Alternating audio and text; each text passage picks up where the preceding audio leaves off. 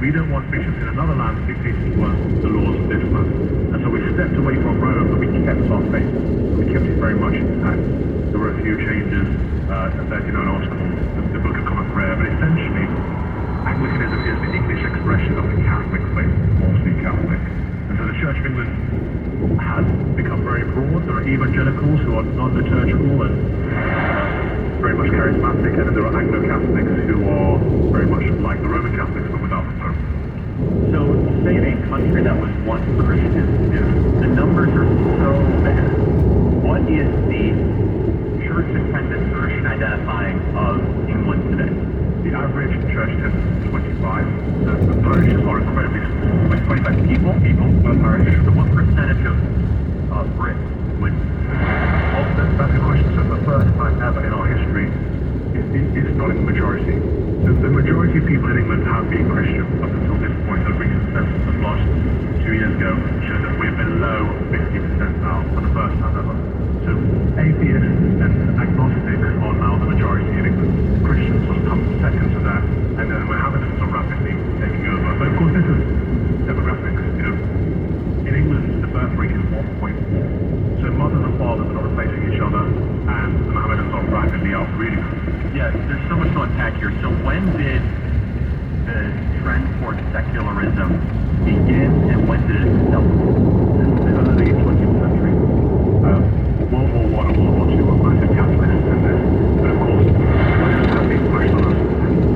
Contraception, divorce, remarriage, the feminist movement, all of these liberal ideologies have been pushed on us for the last 100 years. And we've actually given up ground on every single one. It's the frog in the boiling water effect. So there's been no always saying, okay, now we're a liberal nation. But liberalism has been creeping in and replacing Christianity. And of course, secularism is not solid. It cannot replace anything. It's just an empty hole. And so what's happened is that void that has replaced Christianity, that secular void, has been replaced with Mohammedanism. So on the one front, liberalism has been chipping away Christianity, but liberalism cannot replace Christianity. And so another faith has come in to replace it.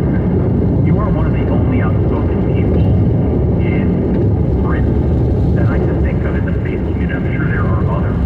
Do you fault this also on priests and pastors that did not speak out boldly and prevent this decline from occurring? Yes, and I put this massively. I'm not the only one. There are others. There are a few others.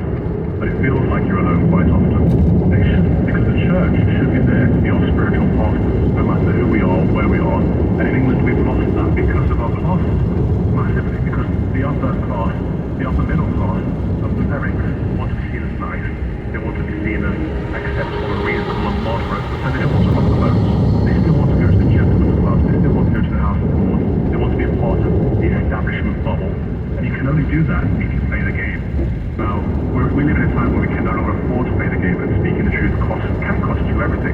But Christians should be able to step forward in the faith and stand firm in the faith, and to lose everything, to risk losing everything.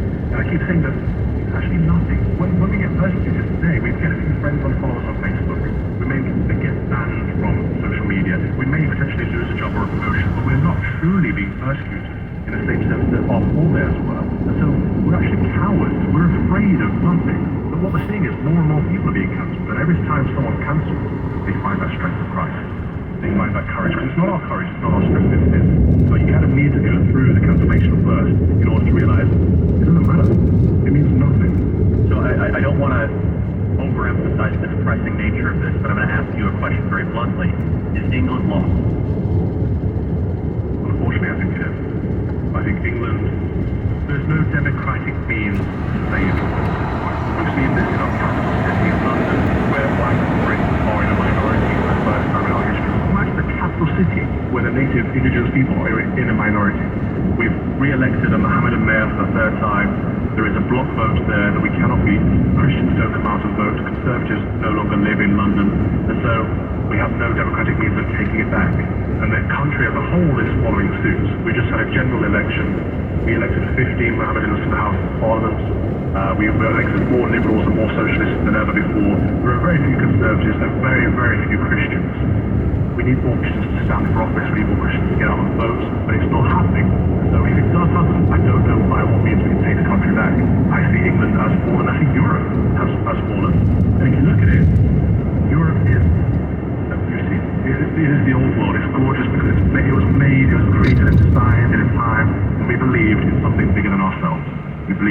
glorifying God. And so it's this beautiful shell that doesn't really have a soul, it doesn't really have It's Christ. a husk of its former It is a self. husk. This is why I come over here to warn you guys, because you guys don't have the beautiful shell, but you still have the soul, you still have the spirit. So you really got to fight to protect that, because once that's gone, there's no coming back from it. So look at what we're doing, look at the mistakes we're making. And let's look at this pattern. So Christians didn't speak out. That pastors did not speak out. The hyper-secularization of your country and liberalism, which is a toxin on a society. It will eat away, eat away, eat away. And then one thing in particular, immigration. When did the mass Muslim immigration begin? And why did you guys allow yourself to be invaded and conquered by, as you beautifully put it, the Mohammedans? Yeah, I use that term Mohammedan for a reason. I'm going to use that. Because Muslim means true believer of God. And they're not true believers of God. That's a lie. That's a falsehood. The devil twists our words, twists our language. So Muslims are not Muslims. They are Mohammedans because they are followers of Muhammad in the same way we are followers of Christ. So let's not use their terms. Let's not play by their rules. But when immigration began, mass immigration in 1997 with Tony Blair, who is definitely not on our side, the purpose of it was GDP.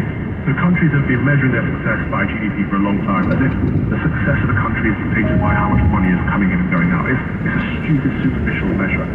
But we've been using GDP, and so they saw that birth rates were declining, that British people were not having children, not starting families. So they said, we need to raise the population somehow. What do? So they mass imported immigrants from other places. Unfortunately, they didn't consider where they were coming from. And I think there's a bit of anti-Christian rhetoric here, because Southern Sudan is a place where Christians are persecuted. Northern Nigeria, China, Korea. There are plenty of places around the world where there are people that believe what we believe, have our values, and could do with coming over to the West. But we don't support that. Instead, we imported mass immigration from countries whose values that hate us, hate our way of life, and actually want to take over. And they come and get us these amazing benefits that we provide. They use all our resources, and then our school, we have no school places, we have no hospital places. The country's a mess, and the people that we just Well, from me and Calvin Robinson when we're back from the break. But first, I want to tell you about how I was able to lose weight. If you are ready to lose weight but not sure where to start, I totally get it. I was right where you were 2 years ago. About my PhD weight loss and why I chose them. First, Dr. Ashley Lucas has a PhD in chronic disease and sports nutrition. Her program is based on years of research and is based in science. Second, the PhD program starts with nutrition, but it's really so much more. They know that 90% of permanent change comes from the mind, the mental. And they work on eliminating the reason you gained this weight in the first place. There are no shortcuts, no pills, no injections, just solid, science-based nutrition.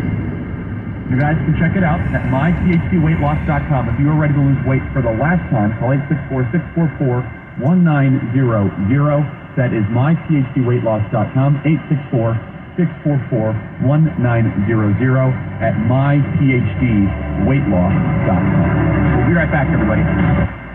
Find what you love and love what you find at Total Wine and More. There's so much waiting for you. Spirits and beer and thousands of wines only at Total Wine and More. Drink responsibly, be 21.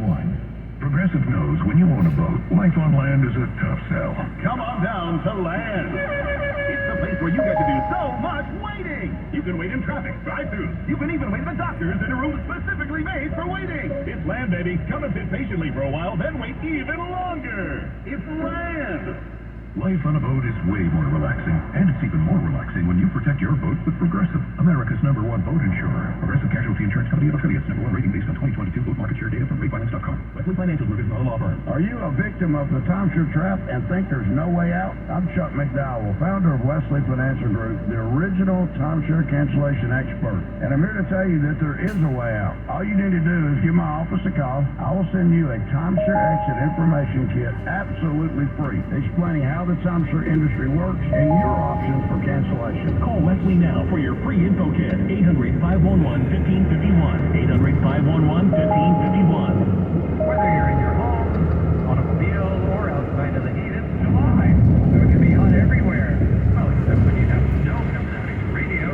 Hi, it's David Snow, your host of Dr. Health Radio, where I'll always keep you cool and healthy for an hour each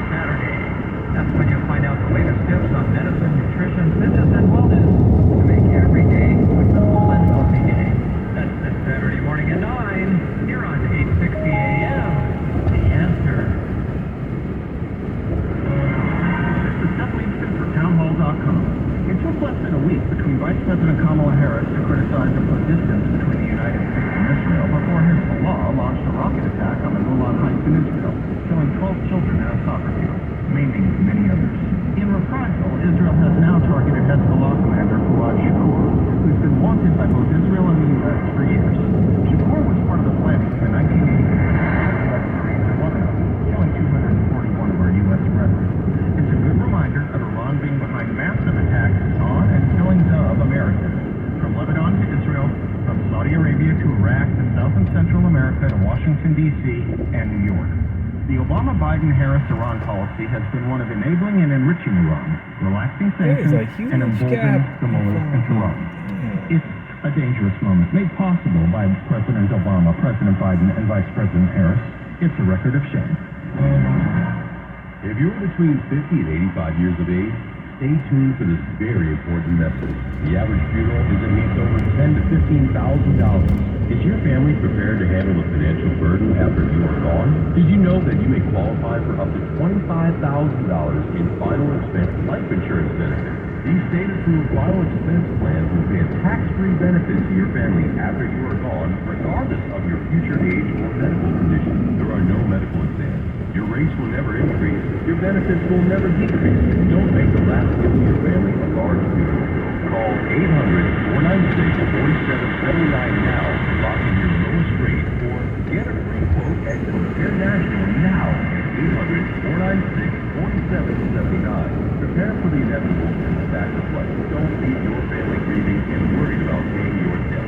Call 800-496-4779. That's 800-496-4779. It's getting harder and harder to make sense out of today's headlines. Stay on top of breaking world and national news with the Christian World and the faith-based perspective on what it is. Turn to ChristianHeadlines.com. Log on to ChristianHeadlines.com for the very latest news, and then sign up for our free daily newsletter to stay one step ahead of what's happening. Get out of the mainstream media. Top news and positive headlines every day. ChristianHeadlines.com. Dennis Prager here. I invite you to join me on a Bible cruise this November to share fresh insight during these discussions, all while soaking up the sunshine and beauty of a tropical Caribbean paradise. Visit PragerBibleCruise.com. The Truman Church, powered by 860 AM. The answer.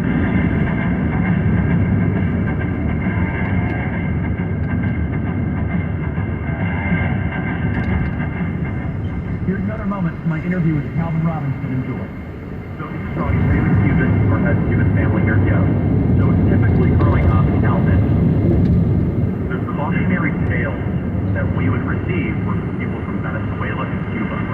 Now I have somebody coming from Britain giving me a cautionary tale. You're like, I'm a survivor from Venezuela. And strangely, the British tragedy is actually more applicable to us than Venezuela right now. Because it is a wealthy, once great, once Christian nation that has mass migration, diverse is our strength, in a very corrupt and weak society. So you're coming here with a cautionary tale. We have a major presidential election. What are the stakes of this election as somebody who's an outsider, as someone who loves the West? Is it just another election? For me, this is it. This is make or break. This is the turning point. What phrase? The West used to be called Christendom. And Christ is the center of it, the foundation of it. And this is now the foundation. And as we know, a house cannot survive without a foundation. It will implode. And we're reaching up now where what's left of the West is just America. This is it. Europe is lost for the most part. We discussed the democratic means or the lack thereof of taking it back. So this is our turning point. Because if we allow the liberals to take over here, all is lost. Who's going to be fighting? You guys are the last one fighting. You are this is the last stand in America. This election is that important because if you survive, we survive with you. But since World War II, Britain, which used to have a great empire, has been the little brother following America around. And whenever there's been a body in the playground, we've called on our big brother to help us. Now, you guys have to remain our big brother, otherwise we will get money and we will get annihilated. So we're looking to you for help to stay strong and to protect what you have, what you know is just the truth, is to keep Christ at the center of Christendom. Amen. So Calvin, the stakes of this election are very high, but it's deeper than our election. I want to take a step back from the it's a perplexing thing, because you're farther gone on almost every issue, except the mutilation of children. And this is where there really is no rhyme or rhythm here. You're farther gone in immigration and all this, but for whatever reason, in this country, there are still several states, the most populous one in particular, California, that allows the medical mutilation of children under gender-affirming care. In your country that's now been outlawed, help me make sense of that. We had a win, which celebrates our win. We had something called the CAS report that came out and said there's not enough evidence in favour or against trans in children. So it wasn't actually a very right-wing document at all. It didn't say that chemical castration is bad for children or the surgical mutilation is bad for children. It said there's not enough evidence in favour or against. It played a very neutral card, but it worked on this occasion with the left, and they saw that actually it could be damaging in the long run. And so we halted it. But it's only been halted for the last few months, and the Labour Party has just got into government, so that could be turned around instantly. We have